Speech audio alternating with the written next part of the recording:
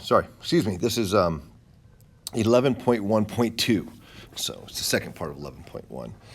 And we are going to look at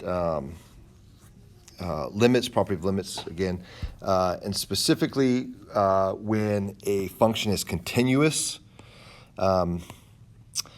And if the function is continuous at C, in other words, there's no holes, breaks, or vertical asymptotes, then we can do direct substitution. Okay, so that's kind of the key thing. With the limit as x approaches C of f of x, it will equal f of C if it's continuous. So we can do direct substitution. So, for example, we have the limit of, as x approaches 3, of 5.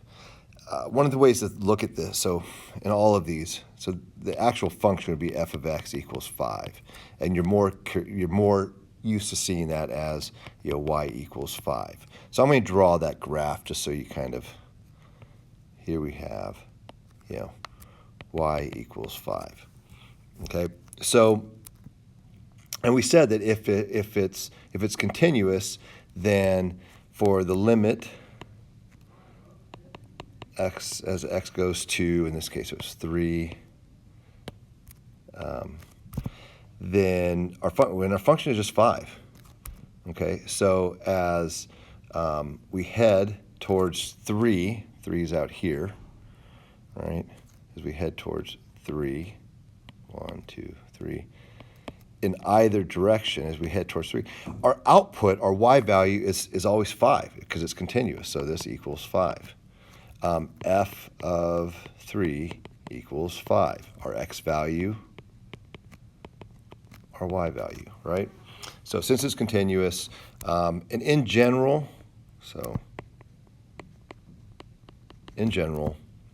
as the limit of x goes towards C of b, and in other words, it's not really a function, it's just a value, then it's just going to equal b.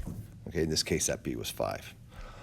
Okay, limit as x approaches -2 of x. So again, f of x is continuous. So again, I'm going to just write this as f of x equals x, or what you first learn is that y equals x, but then y is our function. So it's our output. So what does that look like? That is this diagonal line, right? And if we did, since it's continuous, we can do direct substitution. So f of -2 equals -2. That's like right here, -2, -2, right? So the limit as x approaches -2 of x is -2 because it's continuous.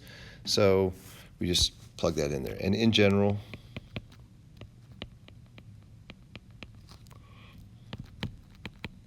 the limit of x equals C, the limit as x approaches C, and if x equals C.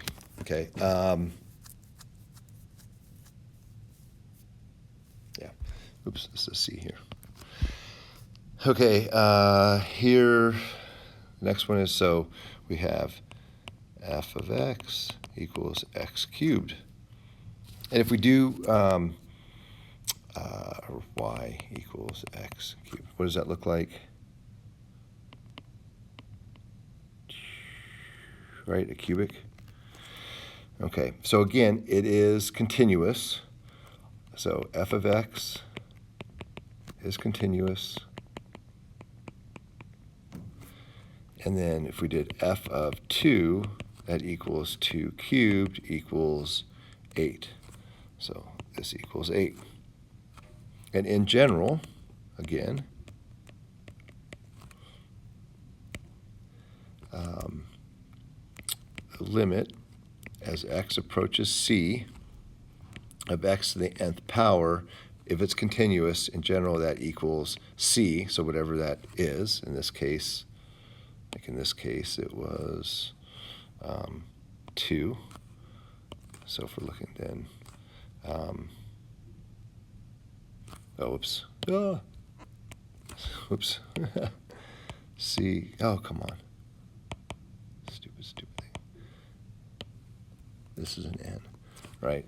So whatever, if it's continuous, the limit is that x approaches c of x to the nth power equals c to the nth power. Okay. Take a look at these, each limit. So I think, the best way to look at these is we're going to go f of x equals, that's my function. And I think it's continuous because it is on the unit circle. So it's kind of continuous. But I can go f of 0 equals tangent of 0. And let's think about our unit circle.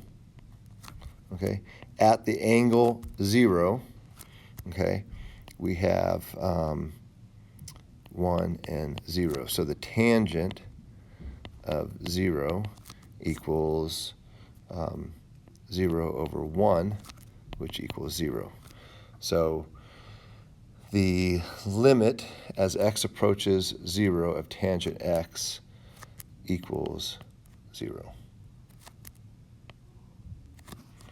Okay, come over here, go f of x equals tangent x, f of pi over 4 equals the tangent of pi over 4, and that's right here. This is our pi over 4, and this is where we have root 2 over 2, root 2 over 2.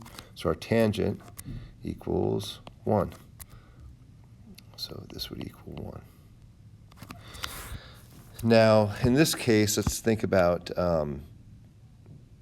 as we approach this negative pi over 2. Think about what that value is. That value is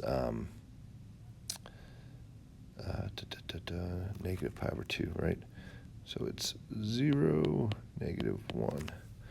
If we looked at the tangent of negative pi over 2, okay, that would be negative 1 over 0, which is undefined, right? And sometimes we said before that whether a function is defined or not doesn't necessarily mean that whether it has a limit or not. So you can have a limit when it's undefined, except for in the case of like an asymptote. So if we had a hole, that would be fine. But let's go over here and remind ourselves of what the graph of tangent looks like. So if we were to graph tangent out here, this is negative pi over 2. This is pi over 2. And our graph looks something like this. Okay. And this is something like this. Okay. So when we have a situation where as we go towards negative 2 from the left, okay, then we're kind of looking at this. These values are going, and they're going infinitely up. Okay, they're getting closer and closer to negative pi over 2, but the value, the output, is just getting infinitely greater. And then coming from this direction as we go towards negative pi over 2, then the output, right, our f of x, or y values, is getting infinitely smaller. And that's the key to, oh, it's not on here. The fact that it has to be, I thought that we had that in here. It has to be bound. So if it goes towards infinity, then it does not exist. Does not exist because it needs to. Well, plus it's also going towards sort of well, it's both going towards negative pi over 2. But the point being is the outputs are going towards an infinite number, and in one case it's a infinitely large number, in the other case an infinitely small number. Okay. Here are some different properties, so you should make sure you know these and go through these, but this is where we talk about properties of limits, and we talk about scalar multiple. So scalar multiple means if we're multiplying a scalar, a number, times our function, we're taking a limit, then we're just going to multiply the limit by that number. If we're doing a sum or difference, so we're going to take the limit, we're going to evaluate the limit of two of the sum or difference of two functions, then we look at that. We would either add or subtract the two limits. Same thing with product and quotient. If we're going to evaluate the limit of two functions that we either multiply together or divide, then we would just multiply the limits or multiply or divide the limits. And then the power is same thing. We just take the power of the limit.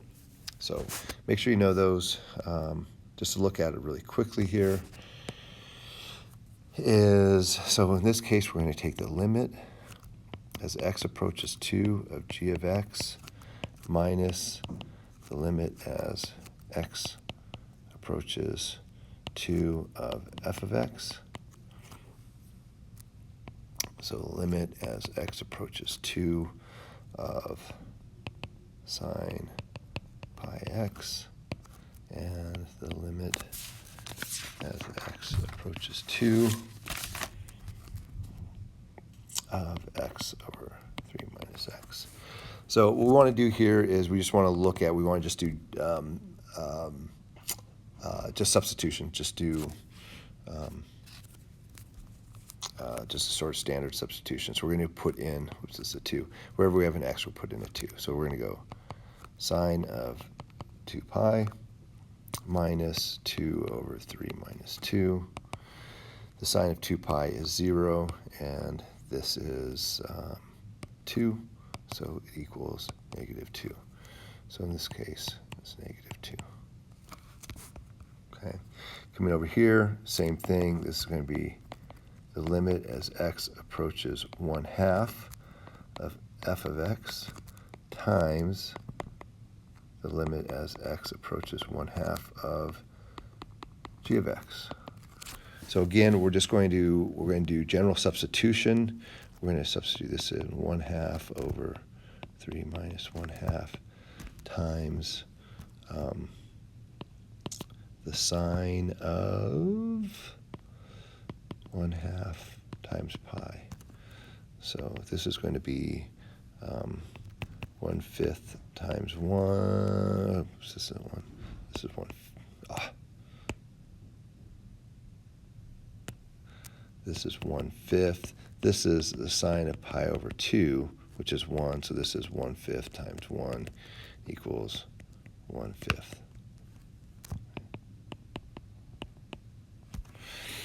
Okay.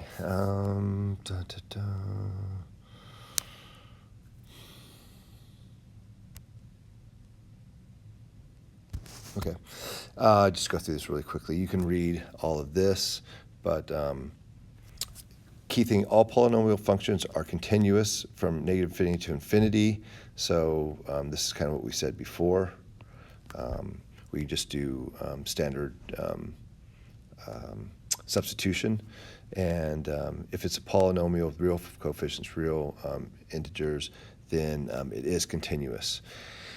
If it's the rational function, then it's continuous except for asymptotes and wholes. So we have to look out for that, and that's mainly when the denominator equals 0. And then limits of radical functions, continuous over domain. We just have to look out for these two situations where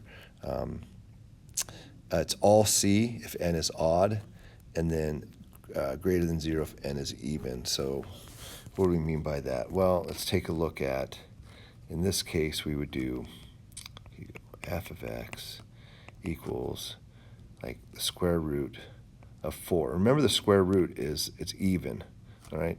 So normally we would think f of x equals, either positive or negative 2, okay?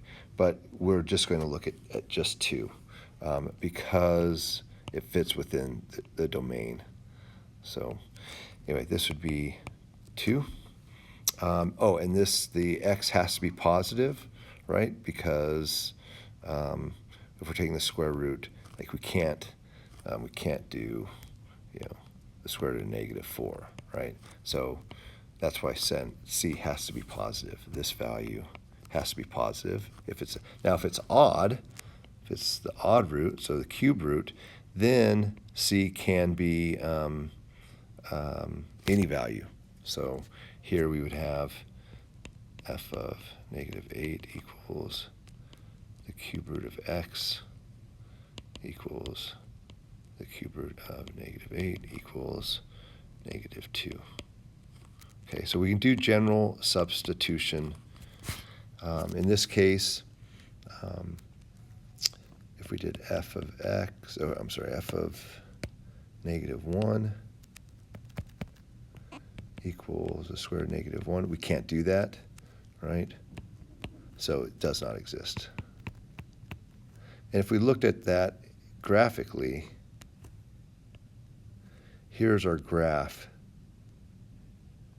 This is the graph f of x equals the square root of x.